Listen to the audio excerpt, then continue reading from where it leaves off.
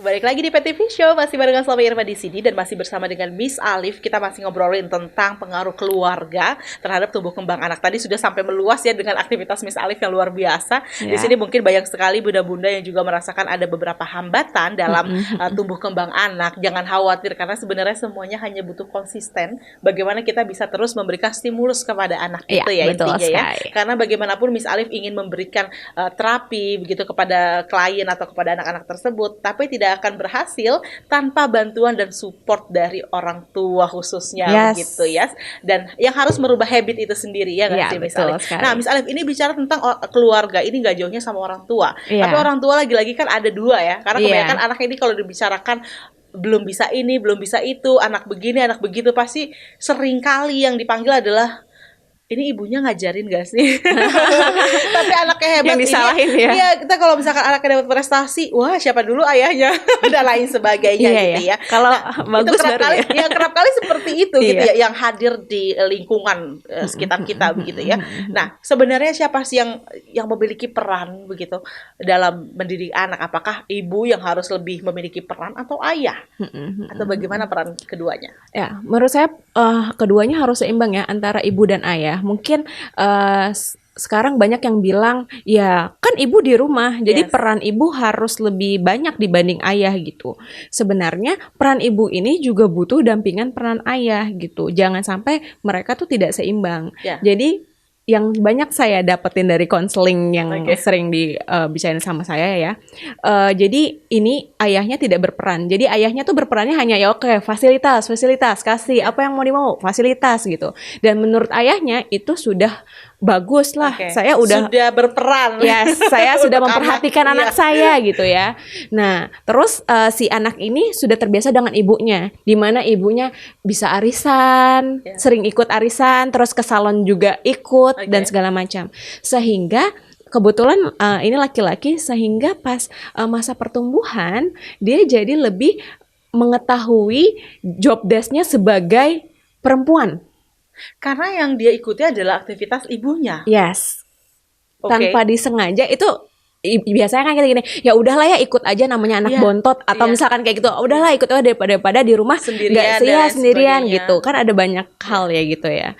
Nah, itu dia kenapa harus peran ayah yang hadir juga gitu. Karena pemikiran ibu dan pemikiran ayah dalam suatu hal pasti juga beda. Misalkan gini, anak jatuh nggak kompak anak jatuh, ya ampun anak ibu, ya ampun kenapa sayang. Kalau ayah kan biasanya ya udahlah nggak apa-apa jatuh.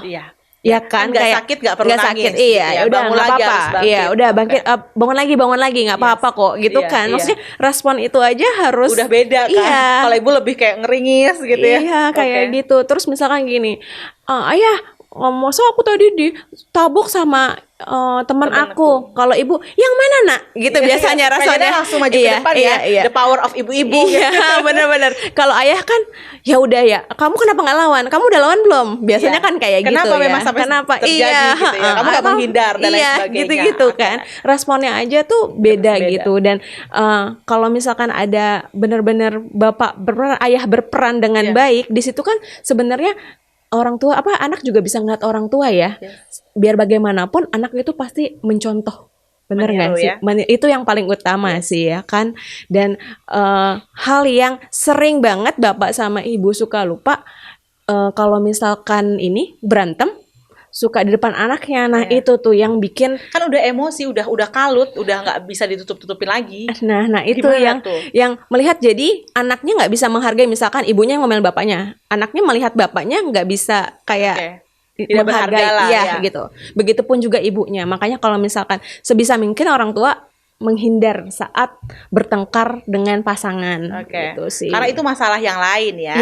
Antara masalah dengan mengurus anak dengan masalah antar pasangan itu kan itu masalah yang berbeda gitu case-nya ya. Jangan sampai anak ikut ikut kemudian merasakan bebannya itu begitu ya. Dan jadi mencontoh juga kan melihat. Gitu. Apalagi ketika misalkan orang tua ini tidak cukup memberikan apa ya namanya ya, modal gitu ya kepada anak-anaknya gitu tentang bisa memilah dan memilih antara nilai yang positif dan nilai yang negatif. Iya. Jadi sebenarnya yang paling penting nih sebenarnya pemirsa dari semua hal yang kita bicarakannya adalah bagaimana kemudian orang tua bisa memberikan nilai-nilai itu kepada anaknya sejak dini dan Iya. lagi-lagi ya kembali kepada ajaran Islam, bagaimana kemudian menanamkan akhlak yang mulia, karena dalam Islam ini yang paling penting adalah akhlak yang mulia begitu, dan seseorang bisa mengetahui apa yang bisa dikerjakan dan tidak bisa dikerjakan, memilih aktivitas yang baik dan yang buruk adalah dari akhlaknya, begitu ya. Masya Allah, luar biasa. Akhlak itu utama ya. Akhlak itu yang utama, gitu ya. Karena ini yang paling dekat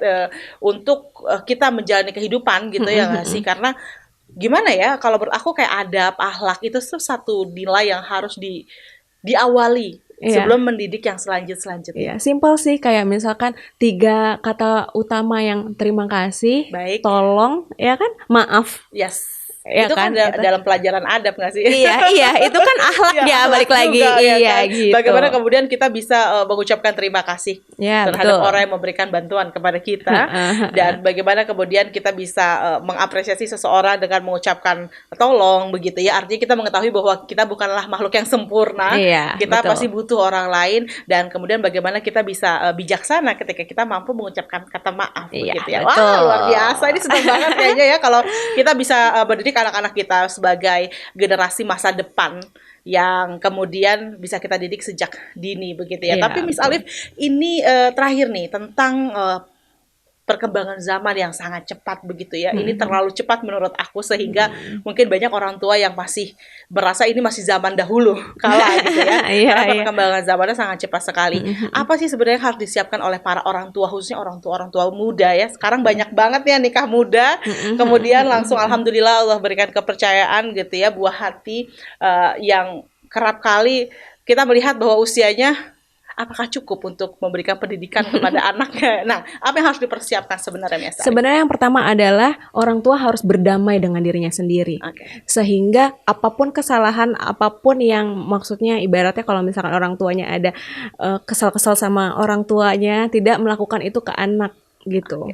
Jadi harus pertama berdamai dengan diri sendiri. Kedua adalah banyak banget sekarang parenting. Jadi di Instagram gitu ya, banyak kan. Di media sosial parenting apalah apa tuh banyak banget, dan jangan pernah berhenti belajar gitu.